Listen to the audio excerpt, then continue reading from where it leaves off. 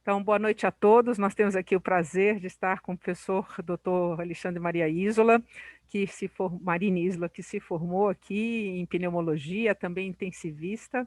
O doutor Isla hoje é coordenador da educação continuada do Grupo IMED, mas tem também um papel muito importante na educação continuada da comunidade de terapia intensiva nacional, faz parte hoje da diretoria da SOPAT e também tem um papel importante na nossa MIB, né, o presidente do Congresso esse ano, o Isola. Então, é um enorme prazer, Isola, tê-lo aqui conosco, falando de um tema tão importante para todos nós, principalmente agora no contexto da Covid.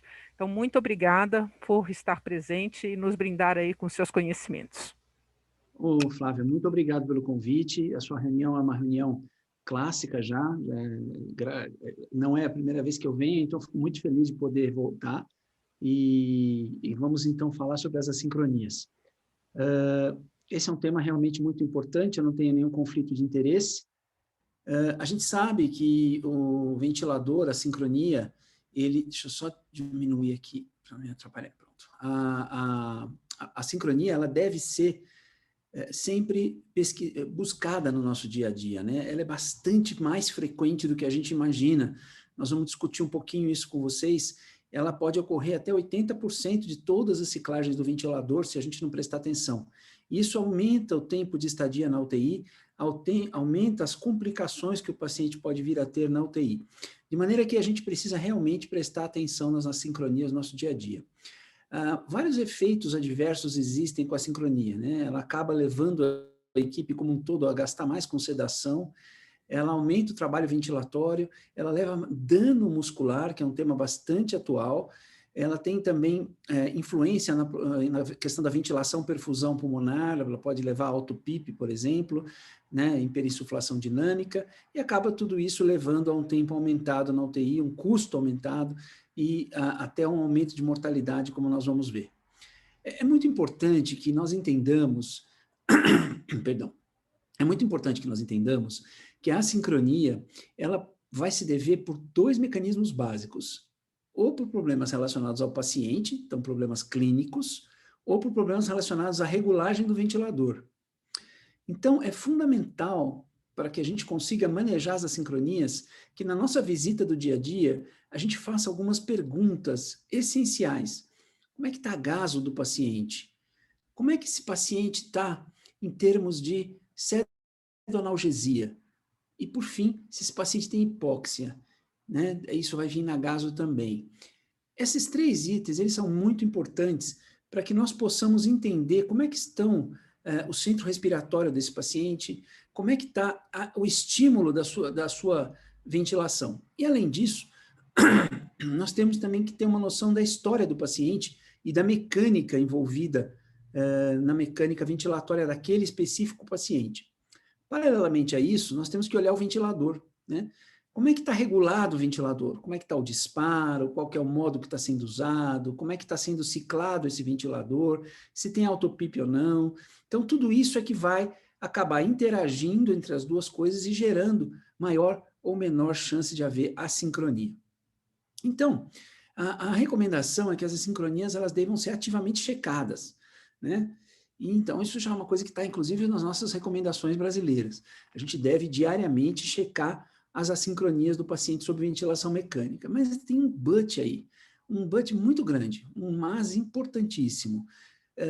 E que, será que nós somos capazes de diagnosticar todas as assincronias? Na verdade, não. Nós não somos as pessoas que têm condições de manejar com tanto dado. Não sei se vocês já pararam para pensar, um ventilador mecânico ele gera uma quantidade monstruosa de dado por paciente, continuamente. É muito dado. Tá? Para você ter uma noção, são 172 milhões de dados, de pontos de dados, por dia. 1,04 bilhão de dados durante toda a ventilação mecânica média de um paciente. Como que a gente vai lidar com isso? Muito complicado. Muito complicado a gente conseguir, então, falar que a gente... nós vamos checar se tem a sincronia. Mas quantas vezes por dia? Que hora você vai fazer isso? E esse é um problema muito sério, porque, tradicionalmente, a maioria desses dados não são explorados. Então, a gente tem uma dificuldade muito grande de extrair esses dados e tratar esses dados. que a diferença de dado e informação é muito importante, né? O dado, você vai conseguir, a informação é o que ele significa. Muitas vezes ele vai ser perdido. Então, você vai ter momentos de sincronia e momentos de assincronia, que às vezes ninguém vê, e vai passar batido.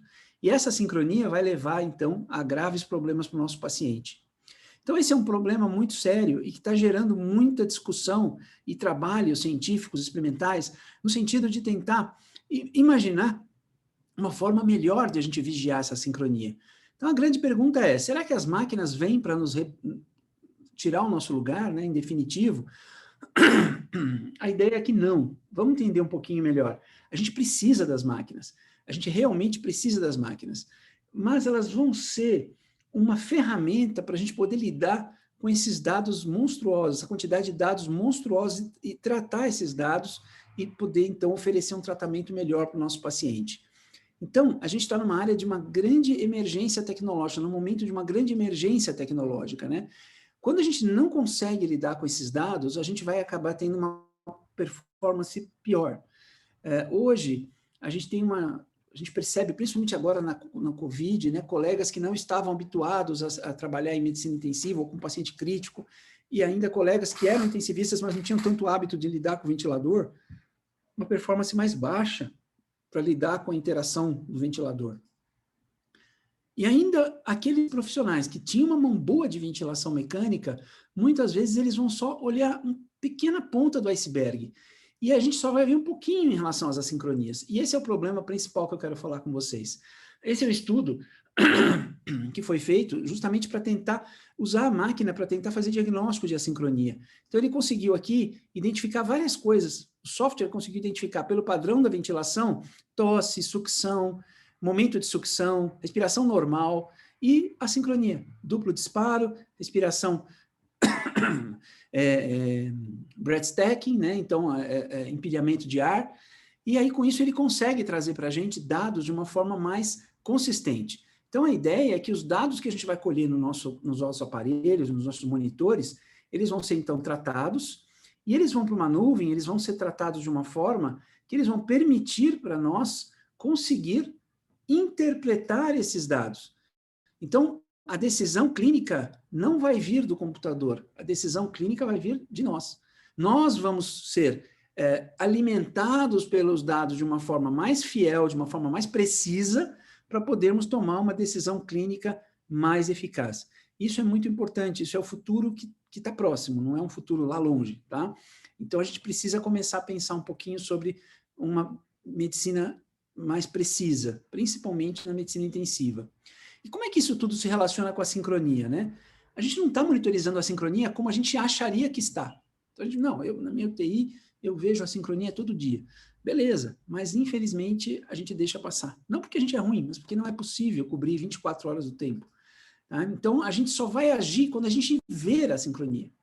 Então, quando a gente não vir a sincronia, a gente vai imaginar ou supor que ela não esteja acontecendo. E esse é um grande problema. Então, quando a gente melhora a monitorização, a gente consegue decisões melhores em termos de tratamento clínico. Pra vocês terem uma noção, isso foi bastante descrito já, né, pelo Marcelo Amato, Takeshi Yoshida, nesse trabalho, onde eles perceberam um tipo de assincronia que na verdade, é uma assimetria de distribuição de ar interna, né, que está envolvida com o conceito de patient self-inflicted lung injury. Então, o que acontece? O paciente está extremamente taquidispneico, já está com o pulmão inflamado, e aí ele faz uma sucção muito grande, uma contração do diafragma, pela parte posterior, que é a parte dependente, e concentra uma grande quantidade de volume de ar nessa região, que acaba sendo submetida a um tidal recrutamento, né, um tidal recruitment nessa região continuamente, hiperdistendendo e machucando essa região posterior. Então, esse é um ponto muito sério e que a gente viu muito na Covid, né? Isso aí foi bastante discutido desde o começo. Então, esse é o trabalho que eu estava comentando com vocês, e usando a tomografia de impedância elétrica, o que eles percebem? Que logo no primeiro segundo, digamos assim, segundo não, bem menos que um segundo, nos primeiros momentos da inspiração, a quantidade de ar é deslocada, ela sai da zona 1, que seria a parte mais anterior, é deslocado em grande quantidade para a zona 4, aqui na parte mais posterior. E aí, o que acontece, né? esse fenômeno que a gente enxerga aqui, ó. Ele se concentra na parte posterior e se desloca para a parte anterior. Quando isso acontece, se isso se mantém no tempo, leva o indivíduo a ter uma hipertensão cíclica nessa região, levando então uma inflamação. E essa é a principal, nós vimos isso lá com o professor Jorge Luiz Valiati, lá no IRCAD, no modelo animal.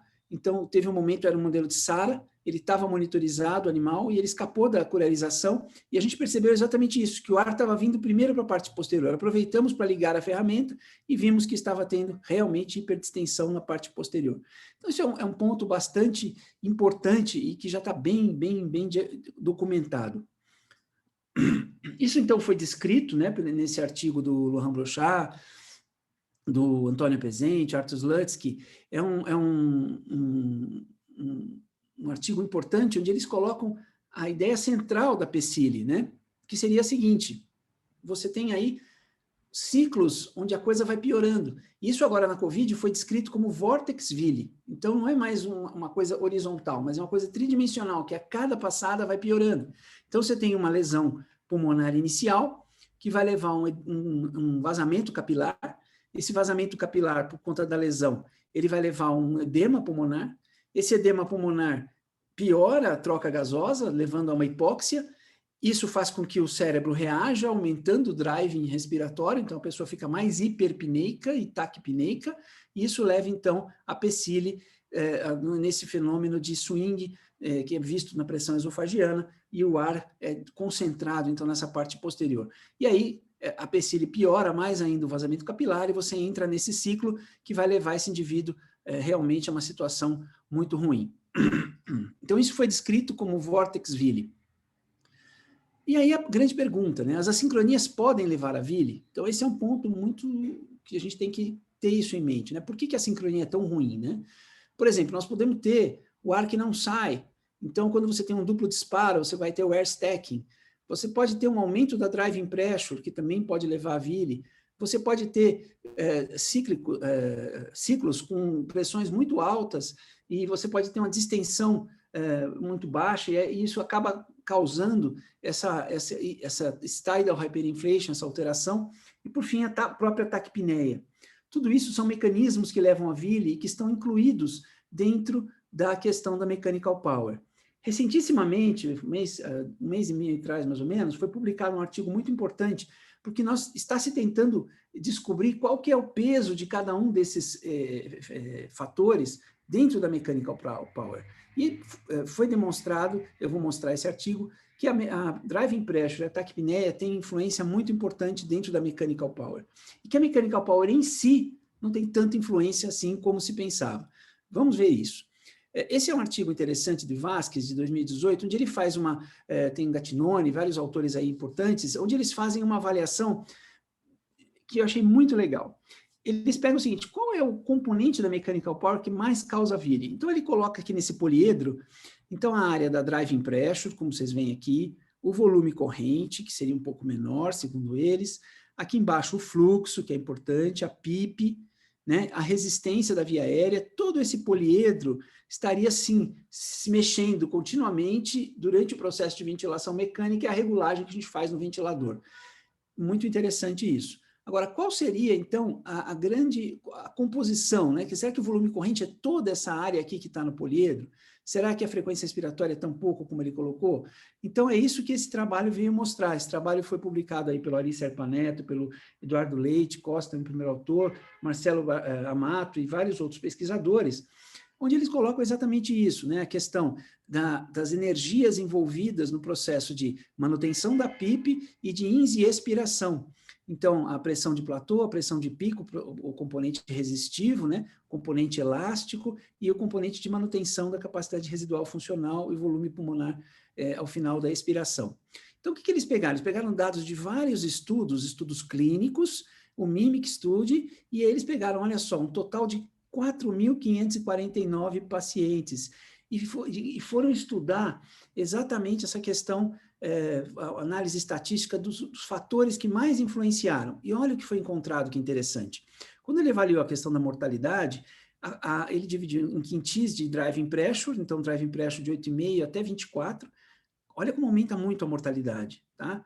E aí, quando ele olhou a frequência respiratória, que era uma coisa que não se sabia tanto, ela também foi associada a uma maior mortalidade, isso foi bem significante, tá?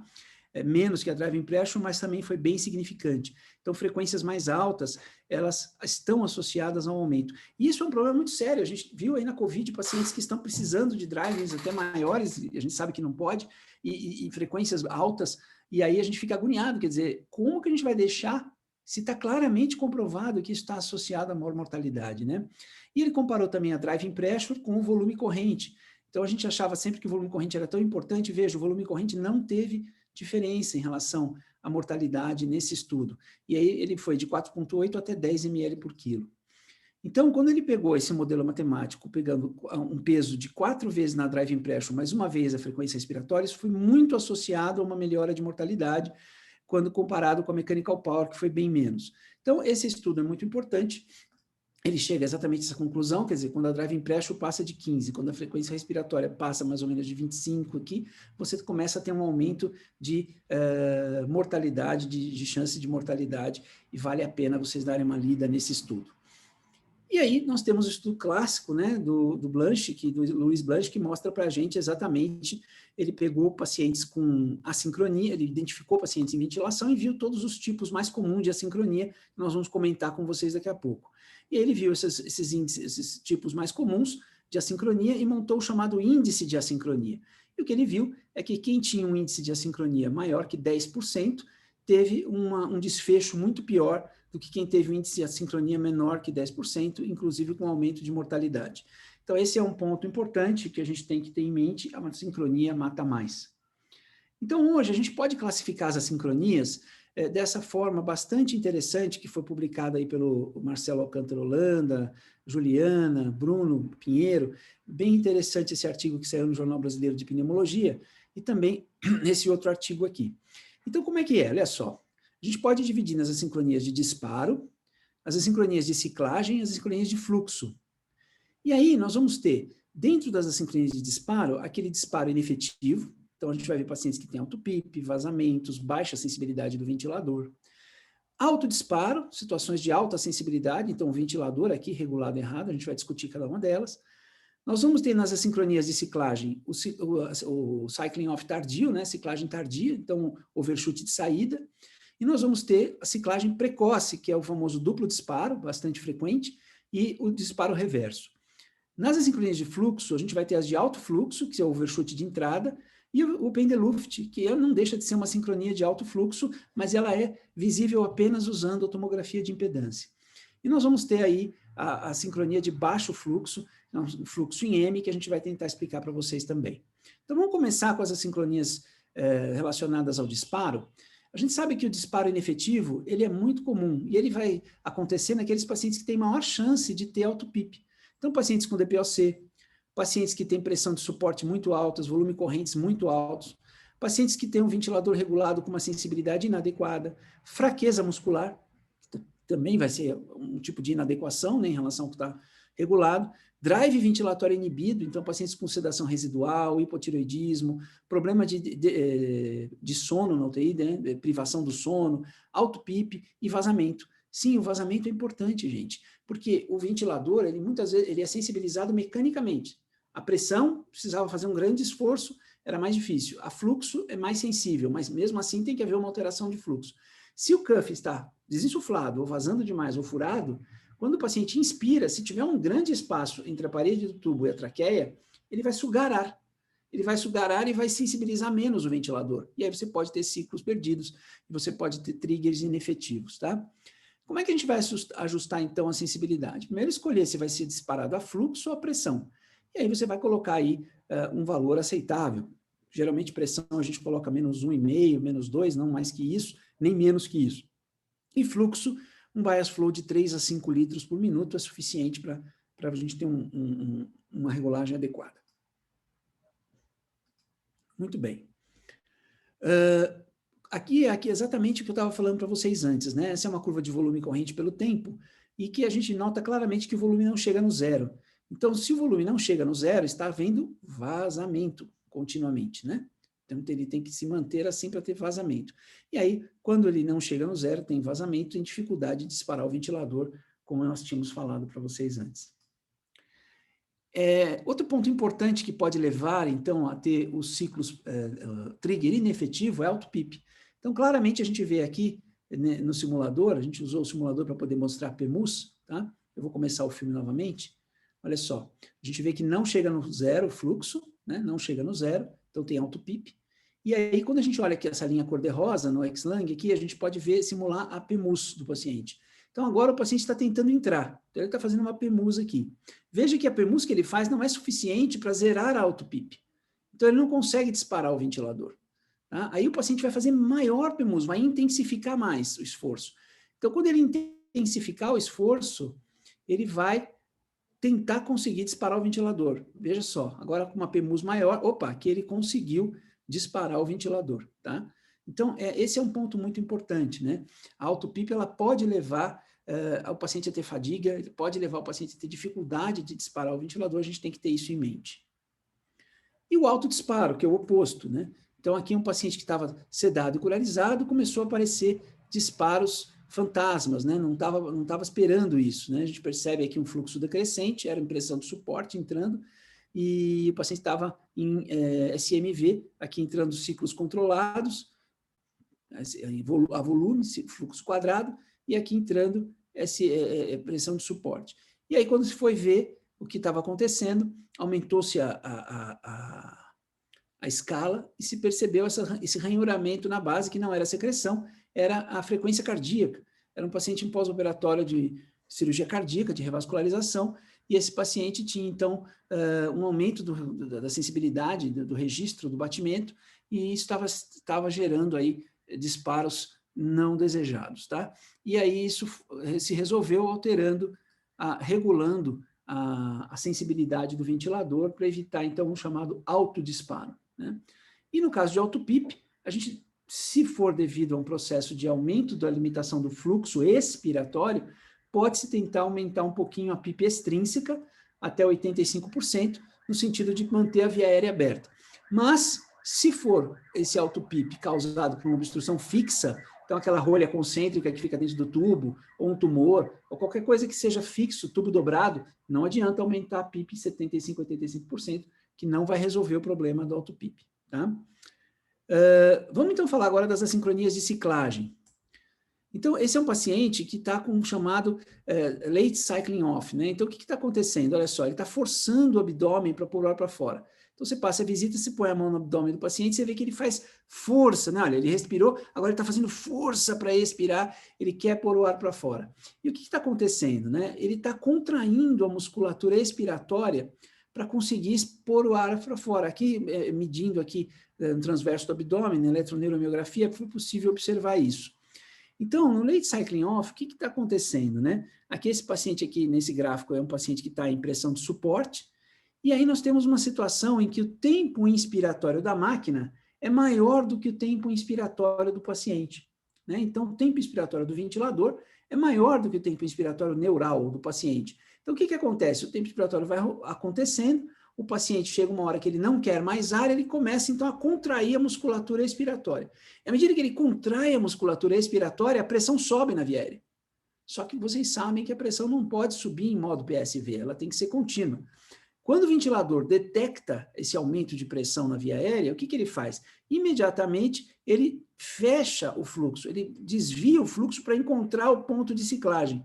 Tá? Então, isso é bem nítido, a gente percebe isso bem na curva, para tentar encurtar o tempo inspiratório que for possível e efetivamente abrir a válvula e o ar sair. Então, esse é um ponto evidente, dá para observar isso bem, tá, no ventilador mecânico e tomar atitude. Qual que é a atitude? É o ajuste do tempo inspiratório da máquina ao do paciente. Se o tempo da máquina está muito longo, a gente vai diminuir. E como é que a gente vai diminuir isso? A gente vai subir a porcentagem. Tá? Então, a gente vai subir a porcentagem de ciclagem. Esse é um caso que foi documentado pelo Marcelo Alcântara Holanda, lá no Ceará, onde exatamente estava acontecendo isso. Você vê um paciente aqui, estava em PSV, estava setado o ventilador para ciclar em 20%, então o fluxo deveria descer até ponto de 20 aqui na frente, né? Então esse é esperado, que ele chegasse aqui, o fluxo, então, para abrir a válvula expiratória, Mas o que aconteceu? O paciente, quando a gente olha aqui embaixo, ele aumentou a pressão.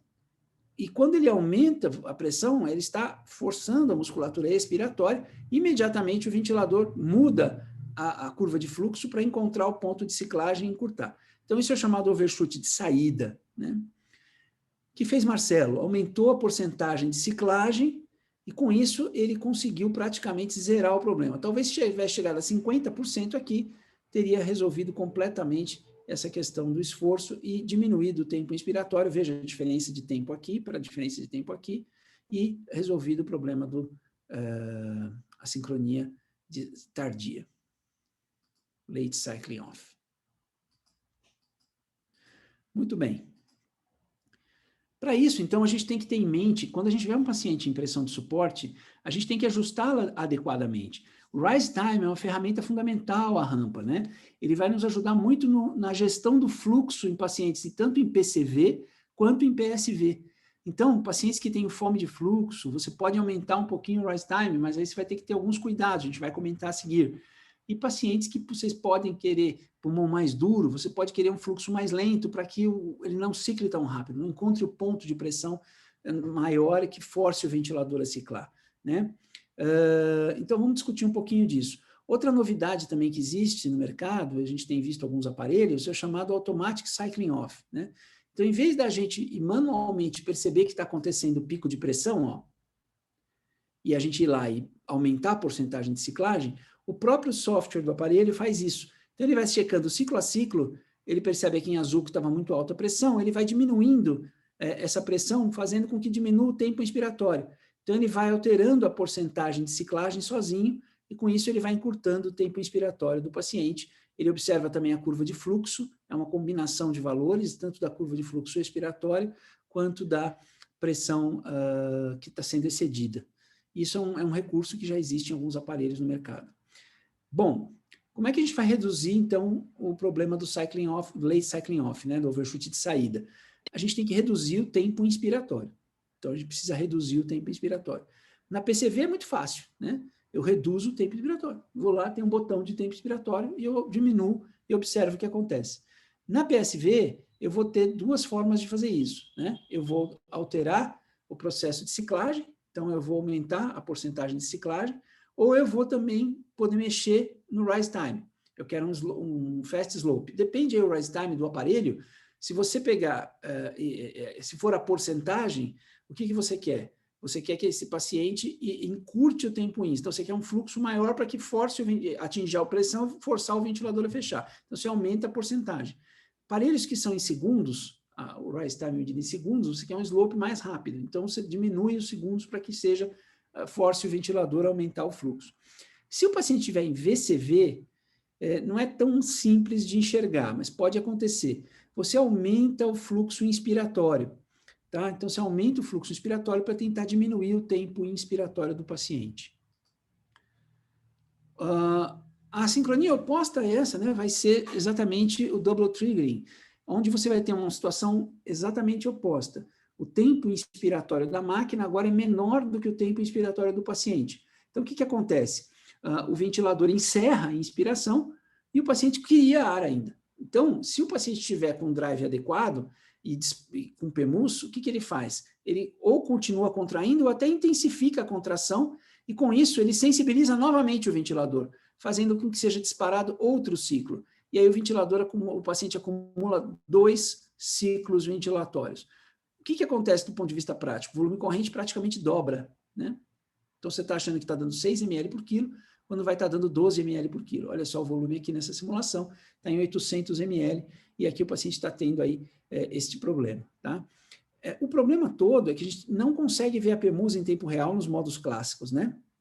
E aí o que acontece?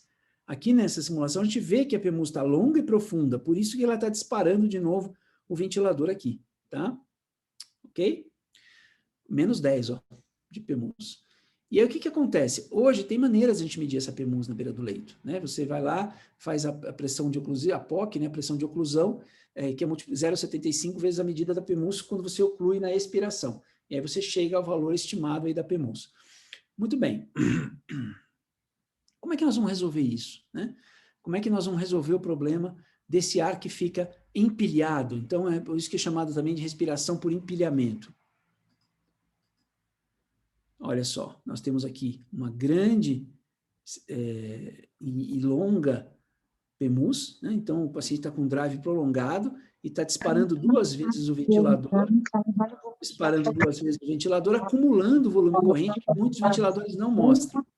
Acho que tem alguém entrando aí. Bom, da mesmo raciocínio, a gente vai ter com o triggering reverso.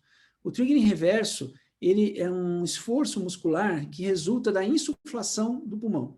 Então, quando você insufla o pulmão artificialmente, você estira a musculatura da caixa torácica e do diafragma e pode gerar uma resposta passiva a essa insuflação dos pulmões, gerando uma contração. E isso pode dar 2 ciclos, mas ele não é feito pelo paciente, tá? Então, no duplo disparo, você enxerga duplamente o paciente disparando o ventilador. No trigger reverso, não, tá? O ventilador dispara meio que sozinho, por conta desse estímulo muscular. Então, a gente percebe aqui o duplo disparo acontecendo e não teve disparo do paciente. Qual que é a consequência do breath-stacking, né, da respiração de empilhamento? É justamente você aumentar o volume corrente. A gente pode ver isso se o paciente estiver monitorizado com tomografia de impedância elétrica, você vê claramente a diferença. Eu não estava conseguindo. Acho que tem alguém com o microfone aberto, gente. Daniele, eu já mutei seu microfone 3 vezes. Cuidado. Ó, aí o que acontece? Ó? Você vê aqui a diferença de impedância elétrica, quando você tem o duplo disparo. E você vê o registro na impedância do volume corrente também, tá? Mas não é obrigatório você ter impedância para conseguir ver o duplo disparo. Você, num ventilador comum, você vai ver claramente, você pode atuar para melhorar. E como é que nós vamos resolver isso? Novamente, uma questão do tempo inspiratório aumentado. Então, no modo PCV, você vai lá no tempo inspiratório e ajusta. Mas é importante vocês terem em mente que a sincronia não é liga e desliga no interruptor de luz, não. Muitas vezes tem alteração de pH, tem alteração de pH licórico, então você vai ter que fazer ajustes, às vezes pegar o banquinho, sentar do lado do paciente, no ventilador, mexe um critério, depois mexe outro, não mexe vários ao mesmo tempo, tá? E ver como é que vai ser a reação. Às vezes faz um ajuste, depois volta daqui 15 minutos. E aí você vai ter, em PCV, que aumentar esse tempo inspiratório, tá? Em PSV, se o paciente estiver fazendo em PSV, você vai ter que aumentar da mesma forma. Aí é o raciocínio inverso. Você vai baixar a porcentagem de ciclagem ou mexer na rampa de maneira que o ar entre de forma mais suave para que o tempo inspiratório aumente. Isso é muito comum em pacientes que estão saindo de SARA, de COVID, e que ficam taquipneicos. A gente percebe, às vezes chega na beira do leito, está a 70%, 80% a rampa, e aí você abaixa a rampa para 30%, 40%, o paciente consegue aumentar o tempo INS, baixa a frequência espontaneamente, já vi isso acontecer diversas vezes. Em VCV, você pode diminuir o fluxo inspiratório, mas tem um but aí, né? O paciente às vezes pode estar com fome de fluxo, e acontece muito nesse momento, porque o drive dele está estimulado, e aí ele vai sentir mal, né? Então, nessa é uma situação que eu tentaria tirar de VCV e passaria para PCV ou PSV. Você pode também revisar o volume corrente. Se o volume corrente estiver muito, muito baixo e as pressões estiverem aceitáveis, você pode tentar aumentar o volume corrente desde que esteja em valores protetores, tá? Obviamente, quando você faz isso, você tem que ter sempre uma relação INZES preservada. Então, sempre olhar isso, né? Checar se foi formado auto-PIP antes e depois desses ajustes, porque você está aumentando o tempo inspiratório. Então, você pode inverter relação. Tem que tomar cuidado com isso, tá? E, por fim, as assincronias de fluxo, né? As assincronias de fluxo, elas são mais chatinhas de resolver, principalmente a de fluxo baixo, fluxo insuficiente, né?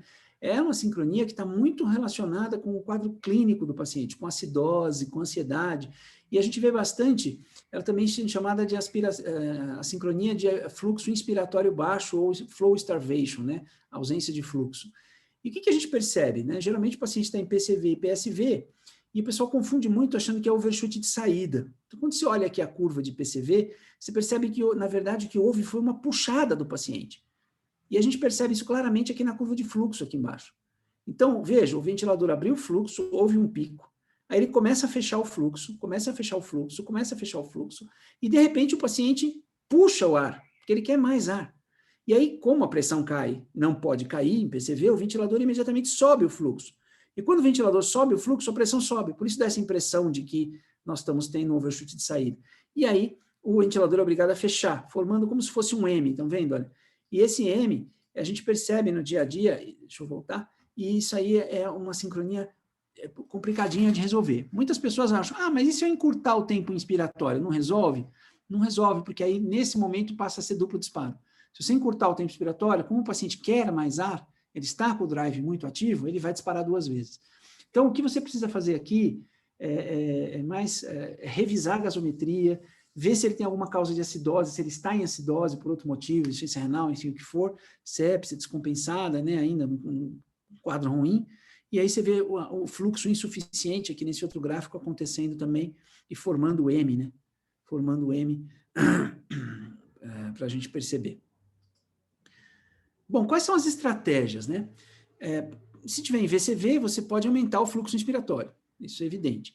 Em PCV ou PSV, você pode tentar mexer no rise time, é a melhor maneira de tentar resolver isso. Acelerar um pouco mais esse fluxo para tentar diminuir essa forma de fluxo do paciente. Mas tem que tomar cuidado com o overshoot de entrada, né? A gente ainda vai falar. E, do ponto de vista do paciente, tentar diminuir esse drive, que está muito hiperestimulado, avaliar se tem algum problema metabólico, demanda, controlar febre, dor, acidose e ansiedade. E fluxo excessivo, né? Fluxo excessivo é aquela situação que vai gerar altos picos de pressão. E a gente vai reconhecer aí esse overshoot dito de entrada. Então, é aquele momento que você olha, o ventilador abre o fluxo de forma intensa, e esse pico de fluxo, veja, chegou quase a 120 litros por minuto aqui, ó, estão vendo? E isso faz com que passe da pressão de 20 que estava programado. Como ele está em PCV, não pode passar da pressão. Então, imediatamente, o ventilador fecha a válvula de fluxo. Na hora que ele fecha a válvula de fluxo, começa a cair a pressão, e não pode cair. Então, ele volta a fechar mais lentamente, formando essa espícula, tá? Essa espícula aqui, esta e esta. Mas essa é mais visível, é mais fácil de enxergar. Às vezes você não percebe por conta de escala essa aqui. Essa é mais fácil de enxergar. Então, isso vai ser resolvido usando justamente o rise time.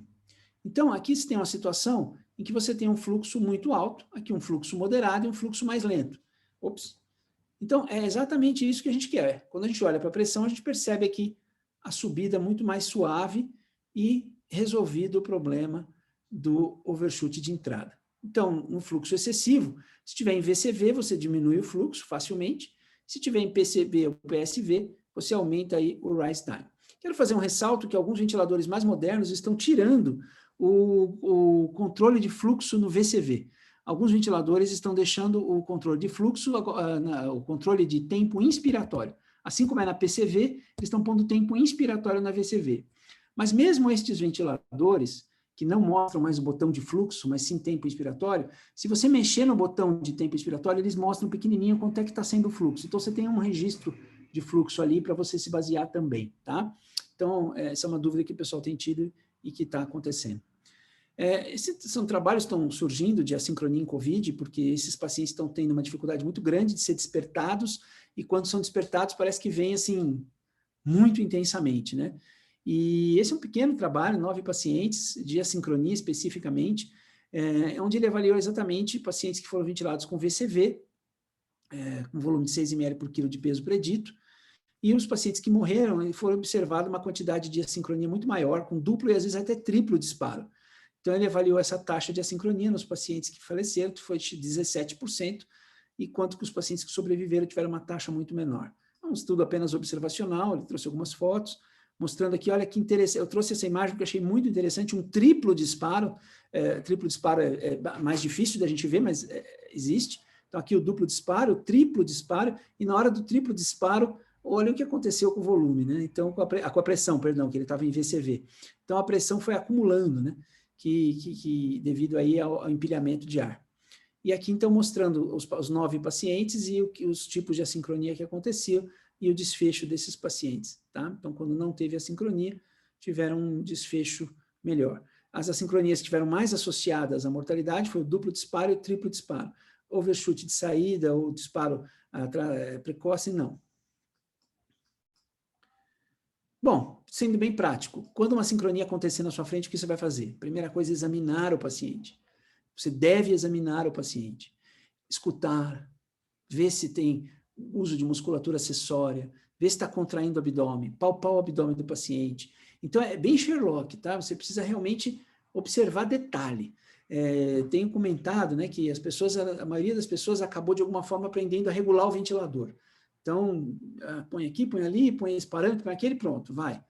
Só que assim como nós temos a massagem cardíaca de qualidade, a gente tem que começar a divulgar a ventilação mecânica de qualidade.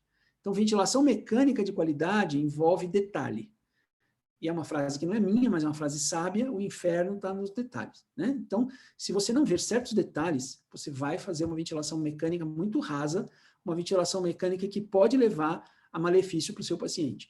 Então, é necessário que a gente examine apropriadamente o paciente. Detalhes, água no circuito, circuito está balançando, significa que está com uma resistência muito alta, ou em via aérea, ou em alvéolo, ou em caixa torácica. A gente tem que pensar em todo o quadro clínico desse paciente. Aí, obviamente, observar as curvas, né? Então, analisar a curva de pressão, de fluxo, de volume, diagnosticar possíveis causas. O problema está no modo ventilatório ou o problema está no paciente? Ou seja, desde a analgosedação até ansiedade, hipoxemia, acidose. Tudo isso tem que ser avaliado diariamente na visita. É obrigatório, pelo menos uma vez por dia, né? E a gente quer que isso melhore e passe a ser monitorizado de uma forma mais eficaz. Tente resolver os problemas clínicos, se eles houverem. E também tente fazer ajustes no ventilador. Tem certas situações clínicas que não adianta, né? O paciente está completamente descompensado, pH de 6,99. Não há, ele vai ficar taquidispineico. Então, você, nessa hora, precisa sedar, vai tomar outras condutas, ver o que é a causa disso. Eu fui bem extremado agora, mas, enfim, a gente precisa ter esses... Não adianta... Tem vezes que eu vejo muitos colegas chegar para o fisioterapeuta e falar, resolve aí a sincronia, mas é um processo multiprofissional. É um processo multidisciplinar. Ele não pode sedar o paciente, ele não pode avaliar a parte clínica do paciente sozinho. Então, nós temos que discutir isso em visita, discutir todos juntos. Ninguém aqui está falando que você não deve sedar o paciente que está com a sincronia, tá? O que você não deve é fazer disso a sua primeira conduta. Tá? Então, o paciente está com a sincronia, ceda. Não é isso que é para fazer. Você tem que seguir esse fluxo de dados, de condutas, para você chegar à conclusão. Agora, obviamente, se o paciente estiver não brigando com o ventilador, mas se auto-infringindo risco de se estubar, risco de se ferir, aí isso não é a sincronia, isso é outra coisa. E aí você vai ter que tomar decisões de sedar o paciente para preservar a sua vida, para preservar a sua integridade. Então, isso é diferente, tá? Então, esse é um ponto importante. Muito bom. Lembrar que a gente tem que aprender o tempo todo uns com os outros, né? Pedagogy. Pedagogy é uma forma de ensino, dentre as formas de ensino de adulto, muito importante, que é o ensino dos pares, né? A medicina, a área da saúde, ela respira pedagogia, né? Ou paragogia em português. Nós estamos aprendendo, internos com residentes R1, R2, R3, a cascata, preceptor, professor, titular, enfim, todo mundo está acrescentando conhecimento na casca da cebola e você vai aí levar esses dados. Ela não é completa, a paragogia não vai te formar. Você vai ter que se aprofundar, você vai ter que ter outras formas de ensino também, complementares, né? Ou paralelas, mas ela é muito importante. Então, no dia a dia, a gente vai ter que juntar as nossas forças, enquanto time, para conseguir chegar a um resultado melhor. Eu não sei se o áudio vai passar, esse é um videozinho, eu não me lembro se quando eu compartilhei eu pedi para deixar o áudio. Veja se vocês vão escutar, senão eu tento de novo. Vocês escutaram o áudio? Apareceu o áudio? Sim, apareceu. Eu vou pôr outra vez. Esse é... So many buttons. They're you and buttons. Don't touch it. So many buttons must press. Don't do it. Look, the FiO2 is at 25%. Can't hurt if I make it 26. See? No big deal. Oh, okay, that's it. No more. Oh, the PEEP is 5. I think Mr. Smith needs to go to 6. Dude, I'd stop if I were you. Tidal volume is 584, so 585 would be good too. Okay, that's it. I need to go. Can I trust that you're stopping? Yes. I got it out of my system. Don't worry.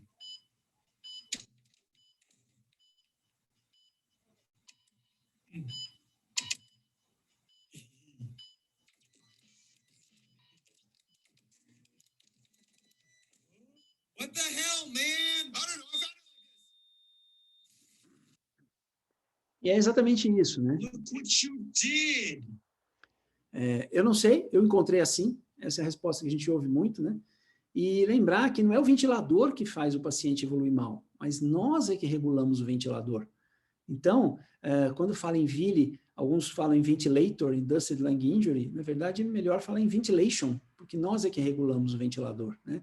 Então, lembrar que se a gente tiver humildade, se a gente caminhar junto, ouvir a opinião de todos, a gente vai conseguir um resultado melhor, e a sincronia, ela é fundamental, que a gente tenha essa sincronia entre todos os membros da equipe para conseguir um resultado melhor. Então, eu finalizo dizendo que a sincronia é lobo em pele de cordeiro, ela pode ser letal, né? A gente viu isso, ela frequentemente, ela não dispara alarmes, então esse é um outro erro muito comum, né? As pessoas, não, eu já não regulei os alarmes, se tiver sincronia o ventilador me avisa. Não é verdade. Poucas assincronias vão disparar os alarmes comuns de ventilador, tá? Então, ela realmente vai no silêncio, na maciota, né?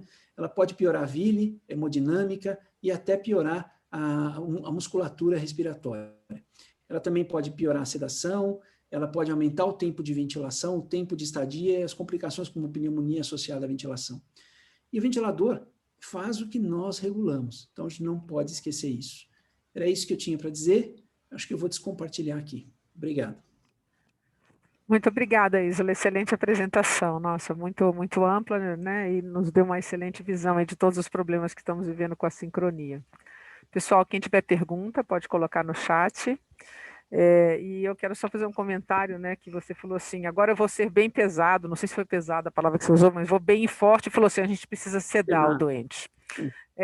Mas não falou que a gente precisa bloquear o doente, né, Isola? Então, se for para bloquear, então a gente está jogando uma bomba atômica, né? Mas é uma colocação interessante essa, né, de que a gente, numa aula de assincronia, você não pronunciou em nenhum momento a palavra bloqueador neuromuscular. Né? E acho que esse é o espírito que a gente tem que trazer mesmo. Mas lá vai a pergunta, né, Isola? Tem hora que não tem jeito, né?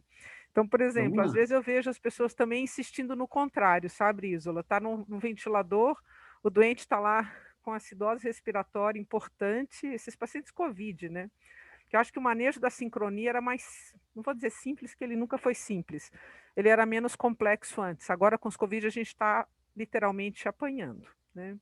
Então, às vezes eu vejo muito o contrário também, sabe, Isola? A gente já está ventilando o paciente com 35, 40 de frequência respiratória e está vendo um duplo disparo, 1 para 1.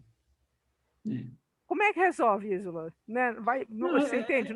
Tem hora que não tem solução, quer dizer, você falou, olha, tem quando você está com fluxo, né? E você vai fazer o quê? Você vai aumentar o fluxo, você vai gerar duplo disparo da mesma forma, né? Ou você vai, entende? Quer dizer, eu queria que você comentasse um pouquinho do lado contrário, né?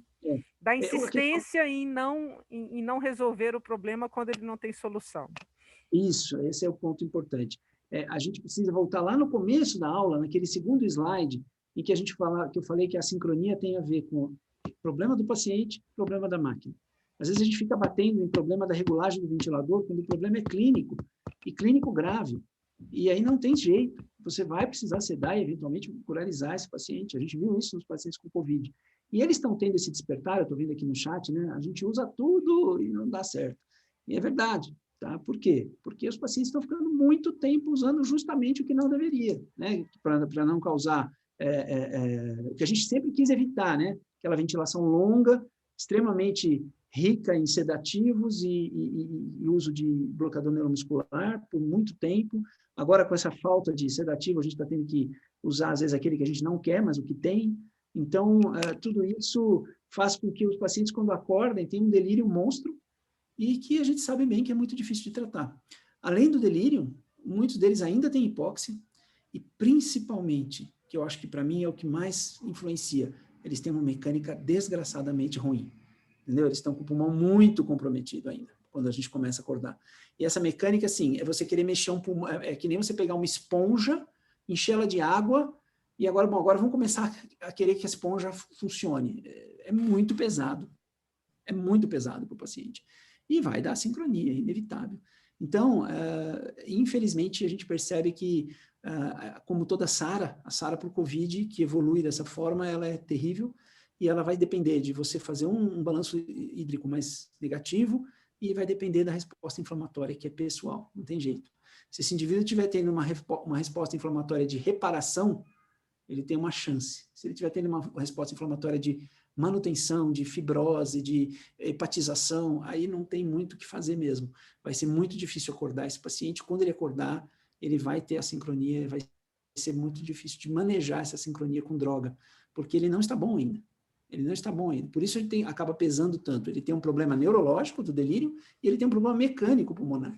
Então, é bem complicado, realmente. Não vou dizer que é simples. E tem uma frase clássica, né? Que a sincronia é carne de pescoço, né? Da galinha. Então, nunca foi fácil a sincronia. Nunca foi uma coisa simples. Tanto que muitos colegas... a sincronia, chama o físio, né? Aquela coisa de o físio que tem que resolver as coisas. Isso é um raciocínio errado, né? A gente tem que resolver em conjunto. Então, delegar o que é ruim só para o outro, não dá. Então, ainda mais nesses pacientes que são pacientes que precisam muito de discussão multiprofissional, tem que ser visto dia a dia. E é um trabalho de formiga, não tenha dúvida. É muito bem posto isso, né? Você colocar que tem 2 momentos bem difíceis desse doente. Um é aquele momento inicial da gravidade, em que os problemas clínicos maiores são acidose respiratória, acidose mista, né? E o segundo momento é que a gente não quer mais sedá-lo, não quer mais bloqueá-lo, quer acordá-lo, e aí ele faz de novo, né, esse monte de assincronia. Muito bem colocado, acho, Isola. Essa pergunta que vem aí no chat é interessante, né? Se que todo mundo está usando muitas estratégias de controle de delírio, se você tem alguma opinião específica nesse manejo de droga, Isola. Se você tem alguma associação de preferência. Não, eu assim, na experiência, enquanto eu estava fazendo diariamente, os colegas que eu vejo fazendo agora, Precedex, quetiapina, alguns casos de metadona também tem funcionado, mas também vi já várias vezes usar esse esquema e não ir bem. Então, você vai ter que ir tateando, geralmente tem algum tipo de protocolo do serviço e quando não der certo o protocolo, tentar outras opções. Olanzapina, opção também, mas é mais difícil. Realmente o delírio nossa, complicado. Eu não sei se a Daniele está podendo falar, porque ela está dentro da UTI geral 1, ela tem uma preocupação muito grande com relação a esse desmame das drogas. Dani, você está conosco ainda, não? Quer falar um pouquinho da nossa preocupação aí quando a gente desmama essas drogas? Ela deve estar lá enrolada. Mas a gente tem feito, também tido uma grande preocupação, Isola, quando a gente faz esse desmame, de não deixar os pacientes fazerem abstinência, né? Então, o que a gente percebe, às vezes, é que a gente sai de um fentanil e passa para uma metadona, ou passa para um tramadol, e isso gera muita fome de ar nesses pacientes. Então, uma estratégia que a gente adotou aqui como padrão é que primeiro a gente desmama o fentanil para morfina, depois a gente vai desmamando a dose da morfina, para daí passar para um analgésico de menor potência. Interessante, né? interessante. E também agora que a gente está fazendo... Oi, chefe.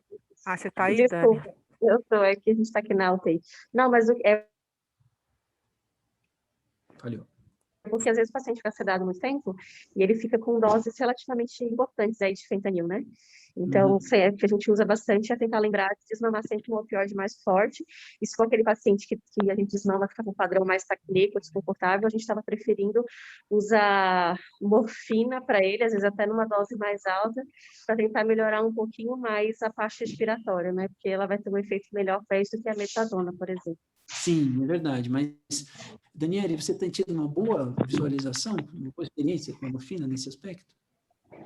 Olha, a gente conseguiu até melhorar os pacientes, mas tem pacientes que é muito difícil. E a gente também está tendo muito problema com o sedativo, então os pacientes acabam usando muito benzodiazepínico, né? Então, isso também tem piorado bastante. Mas alguns pacientes a gente tem conseguido melhorar com morfina. Às vezes a gente desmama até troca para bomba de morfina e depois vai tentando diminuir com a bomba de morfina mesmo. E aí, quando o paciente vai ficando mais confortável, a gente troca para intermitente.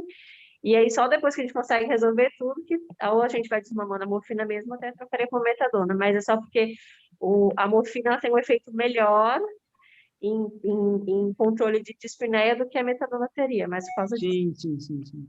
Concordo. Isso nos ajuda mas a diminuir... essa sua frase foi muito feliz, né? Só depois que a gente conseguir resolver tudo, esse é o âmago da coisa, né? Tem um monte de coisas para resolver, né? É um paciente super complexo. Do ponto de vista metabólico, do ponto de vista de troca gasosa, e aí essas drogas sozinhas não vão resolver o problema, não vão segurar. Então, essa é a grande dificuldade. Tem uma nova pergunta, Isola, se no início da VM, se tem alguma preferência para usar PCV ou VCV, no caso a pessoa que é o Arthur acha mais fácil iniciar em VCV, principalmente nos ventiladores mais simples, que não mostram o volume, né, o volume corrente. Veja só, Arthur, na verdade, essa tem sido uma recomendação, tá? Inclusive, a doutora Flávia participou com a gente, né, do trabalho que foi feito junto à MIB, o Ministério.